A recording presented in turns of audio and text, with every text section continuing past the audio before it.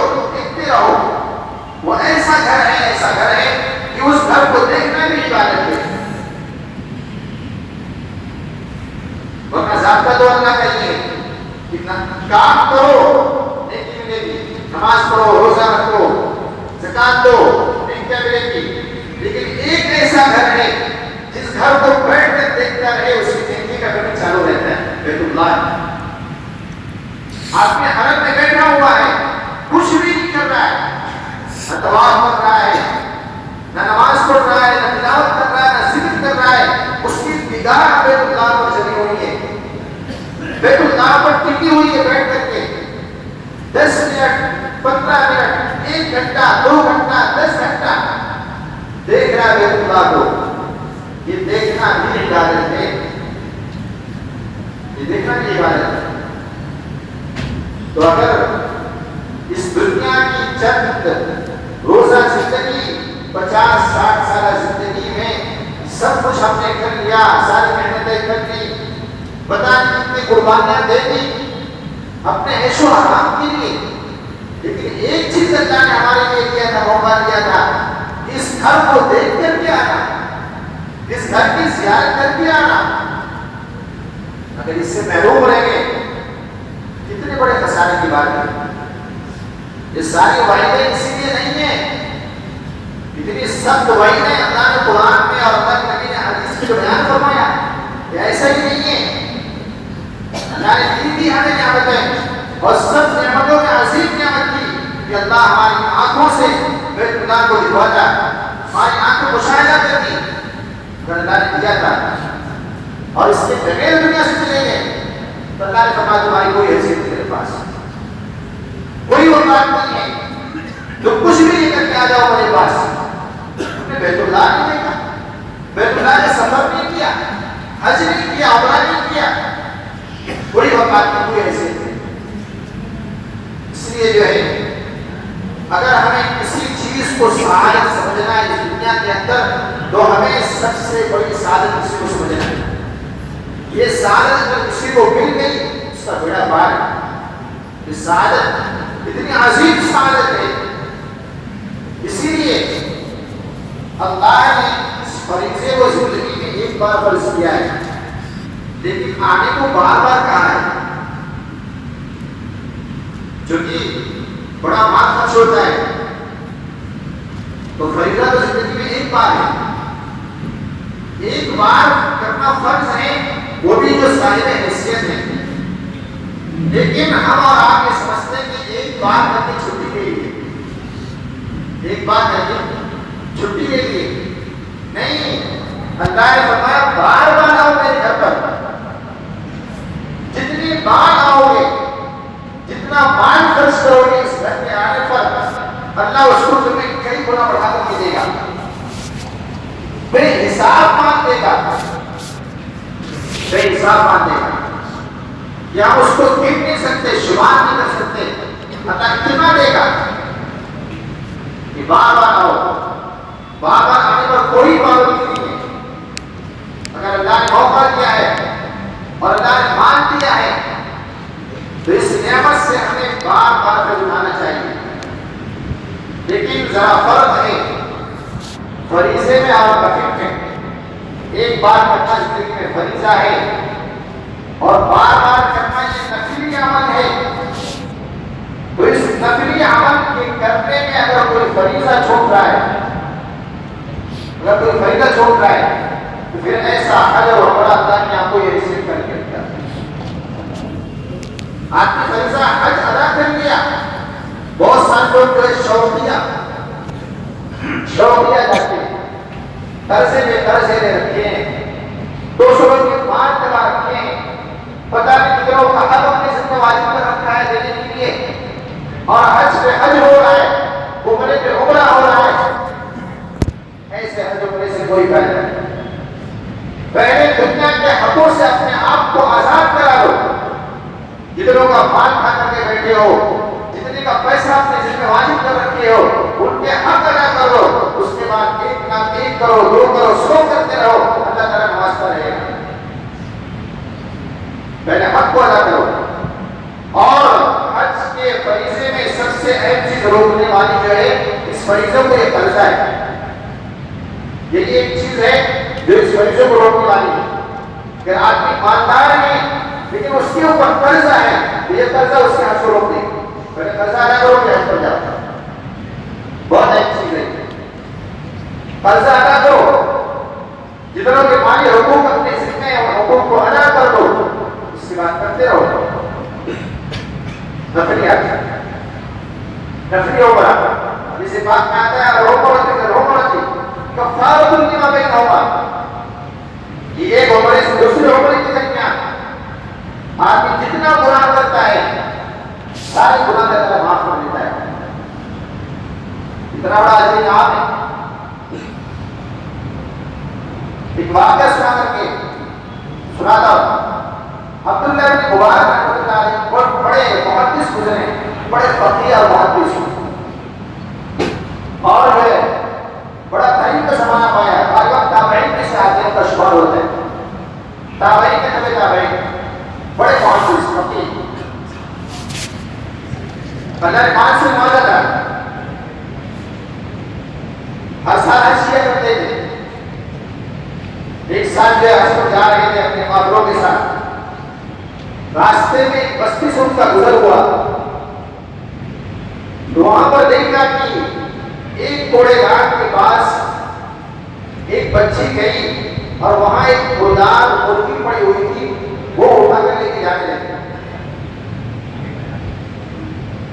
عبداللہ بن مبارک رحمۃ اللہ نے اس واقعے کو دیکھا, بے چینی ہوئی, اور کہا کہ اس بچی کو بلا کرتا ہوں, کیا ماجرا ہے.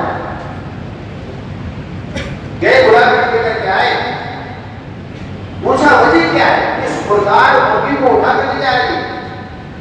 اس بچے نے کہا کہ عبداللہ بن مبارک ہمارے پاس جان بچانے کے لیے اس کے علاوہ کوئی چیز نہیں. جان بچانے کے لیے اس مردار کو کھانے کے علاوہ کوئی راستہ نہیں کہ ہماری جان بچ جائے ورنہ مر جائے. یعنی فقر و فاقہ اس قدر مصیبت ہے, تندرستی اس حالت میں آ چکی ہے کہ کھانے پینے کی کوئی چیز نہیں ہے.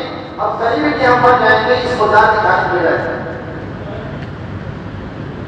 اس عمل کو, اس حالت کو دیکھ کر کے عبداللہ بن مبارک رحمۃ اللہ علیہ کے اوپر کتنا اثر پڑا اس سارے قافلے والے لوگوں کے حج سے. کوئی نہیں حج کرنے جائے گا. یہ سارا پیسہ حج کا اس بستی والوں کو دے دو, اللہ کی خبر کو بستی کو روک کر دے. نہیں جائے گا. یقیناً یہ عمل قابل سعادت ہے اور اس کو اللہ موقع دے رہا ہے, لیکن ان ساری چیزوں کو دیکھنا بہت ضروری ہے. ہمارے ماں بہن, ہمارے بچے, ہمارے بھائی, ہمارے ماموں خالو جتنے رشتے دار ہیں, یا ہمارا محلہ, ہمارا پڑوسی, ہم حج کر رہے ہیں اور لیکن ہمارا پڑوسی انسان میں ان چیز کو نظر انداز کیا جا سکتا ہے. اس لیے بڑا اونچا عمل ہے. اور میں نے کہا کہ اللہ کا سعادت کے موقع دے بار بار حاضری کا, تو بار بار جانا چاہیے. اور جہاں تک فریضہ ہے, میں نے بتایا کہ زندگی میں ایک بار فرض ہے, ایک بار. اور پھر اللہ رب العزت نے اس جو ہے عمل کے اوپر روایت اور حدیث تو بہت ہے, میں ایک روایت عمل کرتا ہوں. ایک روایت ہے اللہ تعالیٰ کتنا نوازتا ہے. اور ہماری کوئی عجیب بات دیکھیے کہ ہم اور آپ جو ہے اس حج کے عمل پر جتنا بھی بار خرچ کرتے ہیں, 5 لاکھ 6 لاکھ 7 لاکھ 8 لاکھ جو بھی خرچ کرتے ہیں, حرم کے اندر صرف سبحان اللہ کہنے سے, ایک مرتبہ سبحان اللہ, ایک مرتبہ الحمدللہ, ایک مرتبہ اللہ اکبر کہنے سے ساری چیزوں کا مطلب ادا ہو جائے گا. یہ سارا ہمارا اپنے بچے حرم میں جو ہے ایک مرتبہ سبحان اللہ کہنے پر 1 لاکھ نیکی, ایک مرتبہ الحمدللہ کہنے پر 1 لاکھ, ایک مرتبہ اللہ کہنے پر 1 لاکھ. یعنی حرم کی ہر نیکی 1 لاکھ کے برابر ہے. حرم کی ایک نیکی 1 لاکھ کے برابر ہے, چاہے کوئی بھی نیکی ہو.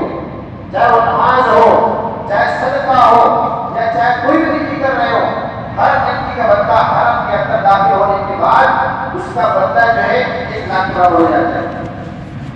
اگر آپ نے سبحان اللہ نہیں کیا، الحمدللہ نہیں کیا، کلمہ پڑھ لیا اور اگر 100 بار پڑھ لیا تو کتنا زیادہ ہو جائے گا اس کا حساب لگا سکتے ہیں.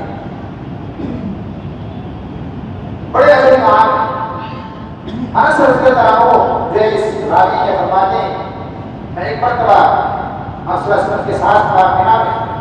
مینا کی جو مسجد ہے اس میں حاضر تھا. 2 صحابی آئے، ایک انصاری اور ایک ثقفی. یہ 2 صحابی آئے مسجد کے اندر مینا کے حاضرین میں گویا کہ حج کا ٹائم، حج کا زمانہ تھا، حج کر رہے تھے. وہ دونوں صحابی آ کر کے جو ہے آپ سے سلام کیا، آپ کو دعائیں کی اور کہا یہ اللہ کے نبی ہم آپ سے کچھ سوال پوچھنے آئے، کچھ سوال کرنے آئے. اللہ کے نبی صلی اللہ علیہ وسلم نے فرمایا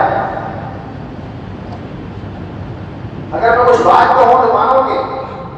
میں ہاں بالکل. آپ نے فرمایا کہ جو تم سوال کرنے مجھ سے آئے ہو میں خود ہی ان سوالوں کو بتا دوں یا تم خود سوال پوچھو گے؟ جو سوال پوچھنے آئے ہو میں خود ہی ان سوالوں کو بتا دوں. تو جو ہے دونوں صحابی آپس میں گفتگو کرنے لگے. انصاری ثقفی سے کہنے لگے جو ہے تم سوال کرو اللہ کے نبی سے. ثقفی کہنے لگے انصاری سے کہ آپ سوال کرو اللہ کے نبی سے. تو انصاری صحابی کہنے لگے یہ اللہ کے نبی صلی اللہ علیہ وسلم آپ ہی ہمارے سوال کو بتا دیں اور اس کا جواب دے دیں تاکہ ہمارے ایمان کا اور تاثر پیدا ہو جائے، تاکہ ہمارا ایمان اور قوی ہو جائے اور مضبوط ہو جائے. اس موقع پر اللہ نے فرمایا تم کیا سوال کرنے آئے ہو؟ فرمایا تم یہ سوال کرنے آئے ہو کہ ایک شخص جو ہے بیت اللہ کے لیے نیت کر کے نکلتا ہے بیت اللہ جانے کے لیے، اس کا کیا ثواب ہے؟ اور پھر بیت اللہ کا طواف کر رہا ہے اس کا کیا ثواب ہے؟ اور پھر جو ہے طواف کرنے کے بعد 2 رکعت پڑھتا ہے اس کا کیا ثواب ہے؟ اور 2 رکعت پڑھنے کے بعد جو سبحان اللہ کا سعی کرتا ہے اس سعی پر کیا ملنے والا ہے؟